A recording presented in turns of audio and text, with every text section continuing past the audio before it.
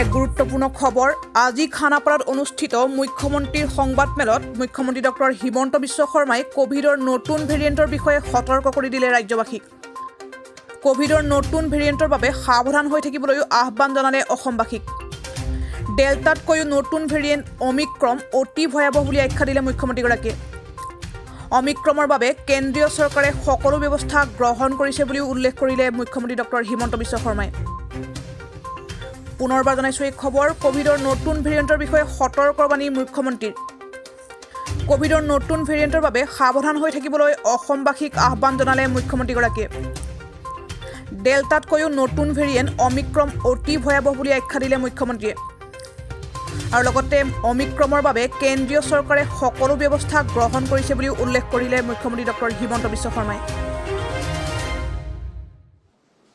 সাংবাদিক বন্ধুসকল, মই তিনিটা বিষয়ৰ ওপৰত আলোকপাত কৰিম আৰু তাৰ বাবে আপোনালোকক আজি আমি নিমন্ত্ৰণ জনাইছোঁ। প্ৰথমতে মই অকণমান কোভিডৰ ওপৰত কেইটামান গুৰুত্বপূৰ্ণ কথা ক'ব বিচাৰিছোঁ। আপোনালোকে জানে যে বিশ্ব স্বাস্থ্য সংস্থাই দক্ষিণ আফ্ৰিকাত সাউথ আফ্ৰিকাত এটা নতুন কোভিড ভেৰিয়েণ্ট তেওঁলোকে আৱিষ্কাৰ কৰিছে। इंग्लिश में नाम एग्जैक्टली क्या होगा देखो तो ओमिक्रॉन। এই নতুন ভেৰিয়েণ্টৰ নাম দিয়া হৈছে অমনিক্ৰন। OMNICRON অমনিক্ৰন। আৰু এই যিটো ভেৰিয়েণ্টৰ নাম বৈজ্ঞানিক নামটো দিয়া হৈছে B.1.1529 B.1.1529 আৰু এই যিটো নতুন ভেৰিয়েণ্ট ইয়াক আৱিষ্কাৰ কৰা হৈছে বটছৱানা, সাউথ আফ্ৰিকা আৰু হংকঙত। এই দুটা জাগাত ইয়াৰ এপিক চেণ্টাৰ হিচাপে পোৱা গৈছে। আৰু আজি ভাৰত চৰকাৰে নতুন গাইডলাইনো ইছ্যু কৰিছে। আৰু এই যিটো অমনিক্ৰন ভেৰিয়েণ্ট বা B.1.1529 এই ভেৰিয়েণ্টটো ডেল্টা ভেৰিয়েণ্টতকৈ খুব ষ্ট্ৰং বুলি কৈছে। ই খুব ফাষ্ট ট্ৰেনজিশ্যন হয়, তাৰ ডেল্টাতকৈ বহু গুণে বেছি সংক্ৰমিত হয় আৰু ই তাৰ যিটো এফেক্ট বা তাৰ যিটো ফাৰ্টিলিটি সেইটো ডেল্টাতকৈ বহু গুণে বেছি হয়। তাৰ পৰিপ্ৰেক্ষিতত আজি প্ৰধানমন্ত্ৰী নৰেন্দ্ৰ মোদী ডাঙৰীয়াই ৰাতিপুৱা ইয়াৰ ওপৰত ৰিভিউ বৈঠক লৈছে আৰু বাহিৰৰ পৰা অহা মানুহৰ ক্ষেত্ৰত বিভিন্ন ধৰণৰ ৰেষ্ট্ৰিকশ্যন বা বিভিন্ন ধৰণৰ টেষ্টিং তেওঁ তাৰ বিষয়ে কৈছে। হয়তো ভাৰত চৰকাৰৰ আমি ৰিলিজ দেখা পাম। ইউৰোপীয়ান ইউনিয়নৰ দৰে পশ্চিমীয়া দেশসমূহে নিজৰ ৰাজ্যলৈকে বা দেশলৈকে বিভিন্ন এই ভেৰিয়েণ্ট য'ত য'ত পাইছে তাৰ পৰা ইতিমধ্যে পৰ্যটক অহাটো বা ভ্ৰমণ অহাটো তেওঁলোকে বন্ধ কৰিছে। So' it is that kind of serious. So' তাৰ পৰিপ্ৰেক্ষিতত মই অসমৰ ৰাইজক অনুৰোধ কৰিব খুজিছোঁ যে আমি কোভিডৰ ক্ষেত্ৰত অত্যন্ত সতৰ্ক হৈ থকাৰ প্ৰয়োজনীয়তা আকৌ এবাৰ আহি পৰিছে। আৰু this is a global health warning issued by WHO। আৰু বিশ্বত আজি যদি আপোনালোকে এতিয়া ইণ্টাৰনেটত যায়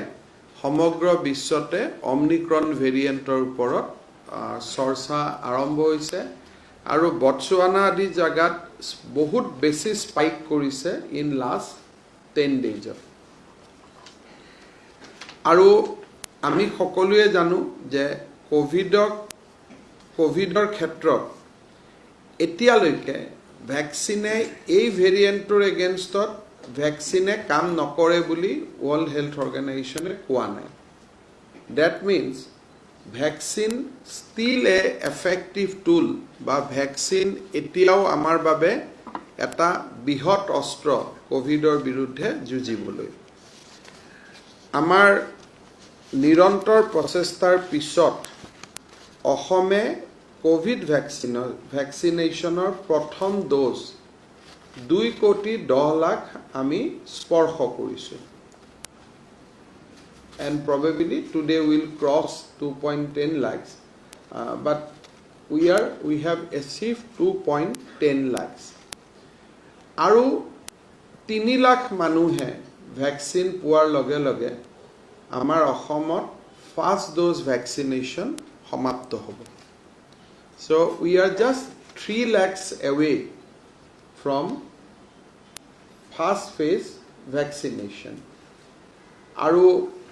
এই 3 লাখ আমি অহা সপ্তাহত সম্পূৰ্ণ কৰিব খুজিছো by next week আমি 3 লাখ vaccination first dose দিব খুজিছো so that Assam become again one of the state who have completed first dose of vaccination তাৰ পিছতো প্ৰথম ডোজ কিছু চলি থাকিব কাৰণ হয়তো আজি প্ৰেগনেন্ট কাৰণে কিছুমানে লব পৰা নাই বা কিছুমানৰ বয়স প্ৰতিদিনে 18 হৈ আছে গতিকে নতুন নতুন কিছু ব্যক্তি আহি থাকিব কিন্তু অফিশিয়ালি 2,13,00,000 ভ্যাকচিন দিয়াৰ লগে লগে আমাৰ প্ৰথম ডোজ ভ্যাকচিনেশনৰ এটা সফল পৰিসমাপ্তি ঘটিব দ্বিতীয় ডোজ ভ্যাকচিন আজি দিনত আমি এই মুহূৰ্তলৈকে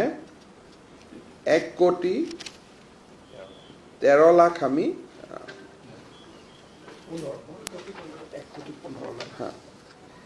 1,15,59,443 টা